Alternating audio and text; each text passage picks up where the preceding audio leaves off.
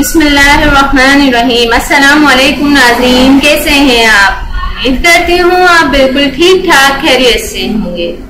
Please नाज़रीन, मेरी हौसला अफजाई के लिए मेरे चैनल को जरूर सब्सक्राइब करें और मेरी वीडियोस को दूसरों तक जरूर शेयर कर दिया करें। तो नाज़रीन, आज जो मैं आपको बताने जा रही हूँ, जो टोटका मैं आपको बताने जा रही हूँ, बहुत ही कारामद टोटका है। अगर नाज़रीन आपकी गर्दन पर ऐसा दाना निकल आए तो इंसान काफी मुश्किलात का शिकार हो जाता है। जिल्द पे बहुत सारे दाने निकल आते हैं, लेकिन इस दाने को सिरोशियस कहा जाता है और ये गर्दन की पिछली जानिब ज्यादा निकलता है। तो आइए मैं आपको इसकी वजूहात और इसके तदराक से आगाह करते हैं। माहिरीन सेहत का कहना है कि इस तरह के दाने की वजह हमारी जिल्द के अंदर मौजूद दाना होता है। कभी कभार ये तकलीफ दे नहीं होता, लेकिन इसमें सोजिश की वजह से तब्दील नाकाबिले बर्दाश्त हो जाती है। इसमें बहुत ज्यादा तकलीफ होती है नाज़रीन। इससे तदराक अगर आपको कभी भी ऐसा दाना निकल आए तो आपको जिन में बताए हुए तरीकों पर अमल करके काफी सुकून मिलेगा। आप गरम टिकोर करें। आपको ये करना है कि एक कपड़ा लेकर इसे गर्म पानी में भिगोकर इस दाने पर लगाना है। जब कपड़ा ठंडा होने लगे तो इसे दोबारा पानी में भिगोएं और इससे आधा घंटा तक टिकोर करें। ये अमल दिन में 2 से 3 बार करें और तब तक जारी रखें जब तक इसमें मवाद ना निकले।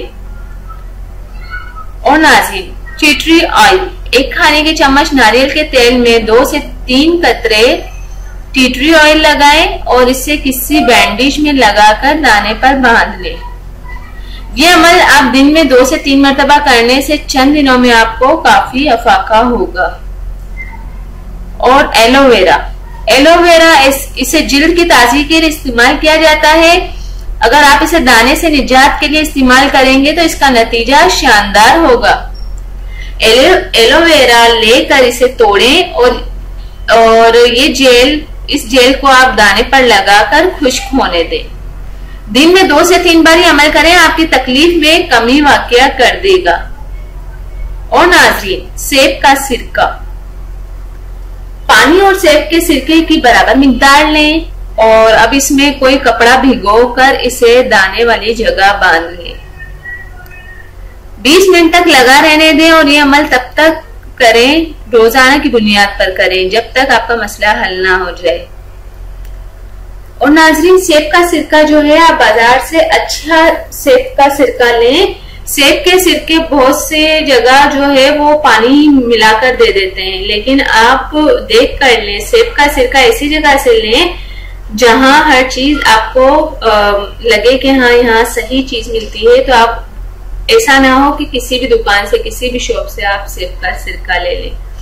नाज़रीन, ये बहुत ही फायदेमंद नुस्खा है और अगर आप ये डॉक्टर्स के पास जाते हैं तो वो रोजाना आपको बुलाएंगे, आपकी बैंडेज करेंगे, ये करेंगे, वो करेंगे, आपको बहुत ज्यादा पैसे भी देने पड़ेंगे।